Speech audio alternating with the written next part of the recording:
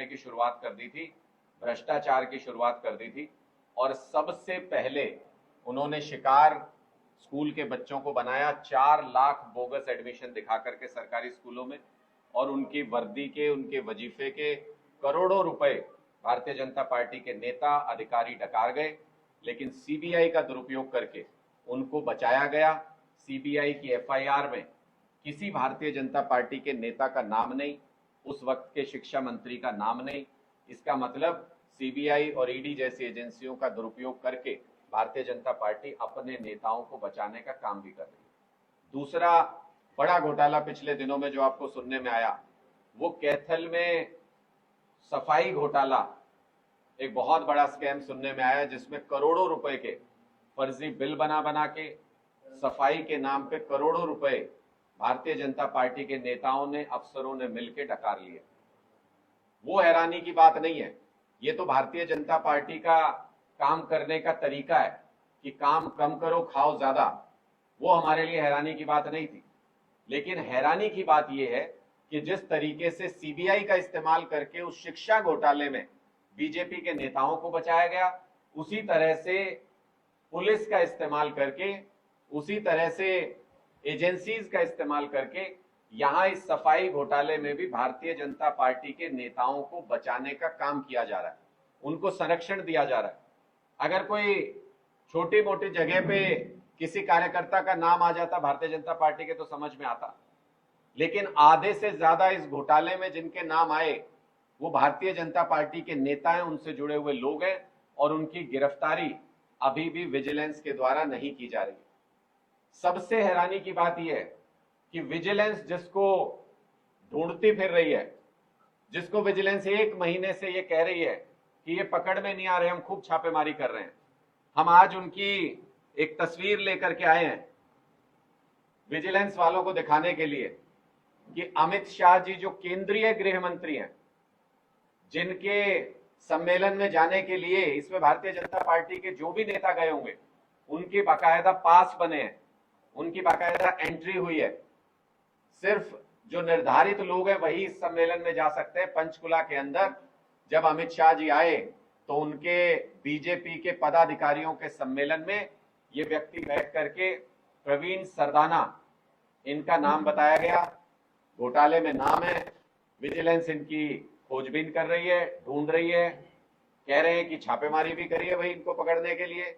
लेकिन ये तो अमित शाह जी के संरक्षण में, उनके कार्यक्रम में, भारतीय जनता पार्टी के तमाम दिग्गज नेताओं की मौजूदगी में ये तो आराम से सेल्फी ले रहे हैं और इसको अपने साथियों के साथ साझा भी कर रहे हैं।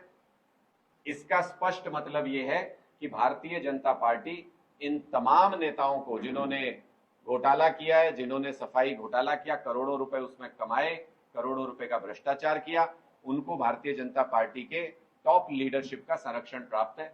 उनको ऐसे कार्यक्रमों के अंदर आने की अनुमति है जहां केंद्रीय गृह मंत्री आ रहे हैं, जहां सुरक्षा टॉप लेवल पर होती है, वहां तो ये जा सकते हैं। लेकिन विजिलेंस को ये 1 महीने से मिल नहीं रहे, ये बात समझ से परे है। इससे स्पष्ट संदेश ये जाता है कि भारतीय जनता पार्टी आधिकारिक तौर पर बड़े नेताओं की सरपरस्ती में पूरे हरियाणा के अंदर भ्रष्टाचार की लूट मचाए हुए है।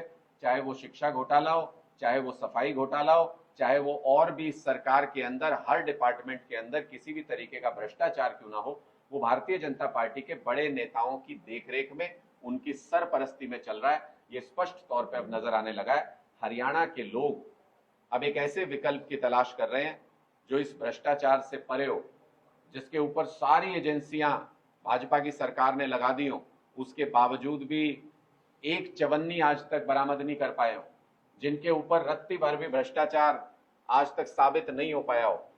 आम आदमी पार्टी जैसे इस तरह के विकल्प को हरियाणा के लोग इस भ्रष्टाचार को खत्म करने के लिए तलाश रहे हैं। और हमने भी आने वाले विधानसभा चुनाव के लिए हरियाणा के लोगों की इस मंशा को पूरा करने के लिए हमने भी अपना अभियान शुरू कर दिया है। एक एक बूथ के ऊपर मजबूत बूथ योद्धा तैयार करने के लिए, एक एक बूथ के ऊपर टीम तैयार करने के लिए आम आदमी पार्टी का यह अभियान इस वक्त पूरे हरियाणा में चल रहा है, जिसमें जनसंवाद एक एक गांव के अंदर, पूरे हरियाणा के 7000 गांव के अंदर जनसंवाद कार्यक्रम इस वक्त चल रहा है। अगले 10-15 दिनों के अंदर हरियाणा के एक एक गांव में लोगों से चर्चा करेंगे कैसी सरकार वो चाहते हैं। पिछली सरकारों से, चाहे वो किसी भी पार्टी की रही हो, वो शिक्षा से, स्वास्थ्य से, उन मुद्दों से परेशान रहे हरियाणा के लोग। वो क्या बदलाव चाहते हैं उनके साथ चर्चा करेंगे, जनसंवाद करेंगे, और उसके बाद अरविंद केजरीवाल जी की गारंटीज को लेकर के आएंगे हरियाणा में। अरविंद केजरीवाल की गारंटी मतलब पत्थर की लकीर, जो अरविंद केजरीवाल ने कह दिया वो अपना वादा पूरा करते हैं। हरियाणा के लिए भी अरविंद केजरीवाल जी अपनी गारंटी लेकर के आएंगे, लोगों के बीच में अपने मुद्दों को रखेंगे, और हरियाणा में तीसरे विकल्प को मजबूती के साथ इस वक्त हम लोगों के सामने प्रस्तुत कर रहे हैं। आपके आरोपी को पकड़वाने के लिए किस तरीके से आम आदमी पार्टी के द्वारा मोर्चा खोला जाएगा? क्या केवल प्रेस वार्ता तक ही सीमित रह जाएगी पार्टी? देखिए, मुझे तो लगता है कि फिर इसके बाद तो एक ही काम रह जाता है कि ये जो सफाई घोटाले के जितने भी बाकी भगोड़ा जिसको कह रही है विजिलेंस की, उनके समझ में नहीं आ रहा, उनके पकड़ में नहीं आ रहा, फिर तो एक ही काम रह जाता है, हम सर पे पीला पटका लपेटें और इनके घरों से पकड़ पकड़ के इनको थाने में छोड़ के आए। इससे ज्यादा तो और क्या कर सकते हैं। तो उससे पहले लेकिन विजिलेंस के तमाम अधिकारियों को इस्तीफा दे देना चाहिए। पुलिस के तमाम दिग्गज अधिकारी जितने भी हैं उनको इस्तीफा टेबल पे रख देना चाहिए। अगर ये काम जनता को करना है तो आम आदमी पार्टी इस काम के लिए भी तैयार है। भ्रष्टाचार को समूल नष्ट करने का प्रण लिया है हमने पूरे देश के अंदर से। हरियाणा में भी भ्रष्टाचार की जड़ों को खत्म करेंगे। ये भ्रष्टाचार करने की ताकत इनको इलेक्टोरल विन से, चुनावी जीत से मिलती है। इनको उसी मौके पर परास्त करके इनसे चुनावी जीत छीनेंगे और इनके सारे भ्रष्टाचार की जांच आम आदमी पार्टी सरकार आने पर कराएगी। क्या जो घोटालेबाज उनको महफूज जगह लगती है? भाजपा के कार्यक्रम में यहाँ ऐसी भी नहीं पहुंच पाएगी? देखिए, ये तो दिल्ली से लेकर के हरियाणा तक और पूरे देश में चर्चा है कि भ्रष्टाचारियों की एक ही पनाहगार है भारतीय जनता पार्टी। आपने वो देखा होगा, चुटकुले भी चल रहे हैं आजकल। तो ईडी रेड मारने चली जाती है तो अंदर से दरवाजा खटखटाता है, तो अंदर से कई भ्रष्टाचारी आजकल तुरंत फुरत में बीजेपी का पटका पहन के बाहर निकलते हैं, गेट खोल के कहते हैं भाई हम तो बीजेपी में कल परसों ही शामिल हो गए थे, गलत जगह आ गए हो। ईडी और सीबीआई से उन लोगों को संरक्षण प्राप्त हो जाता है और इसी तरीके से पूरा वसूली का धंधा पूरे देश के अंदर ईडी और सीबीआई के नाम पर भारतीय जनता पार्टी ने चला रखा है। जो लोग उनके खिलाफ बोलते हैं, जो लोग उनके खिलाफ, जो पार्टियां खड़े होने की हिम्मत करती हैं, उनके नेताओं को पूरी बेशर्मी के साथ भारतीय जनता पार्टी इन एजेंसियों का इस्तेमाल करके जेल के अंदर डाल देती है। अब अरविंद केजरीवाल जी को ईडी के मामले में जमानत मिलने वाली थी, पूरे देश को पता था, पूरी दुनिया को पता था। उसी वक्त पे सीबीआई के एक पुराने केस में, जिसमें सीबीआई खुद सुप्रीम कोर्ट में ये कह चुकी है कि हमारी जांच पूरी हो चुकी है, उस मामले में अरविंद केजरीवाल जी को गिरफ्तार करके वापस से दुविधा खड़ी करना, उनको किसी भी कीमत पर जेल से बाहर नहीं आने देना, ऐसी परिस्थितियां खड़े करते हैं। इसका मतलब भारतीय जनता पार्टी खुलेआम इन एजेंसियों का दुरुपयोग कर रही है और भ्रष्टाचारियों को बचाने का काम कर रही है।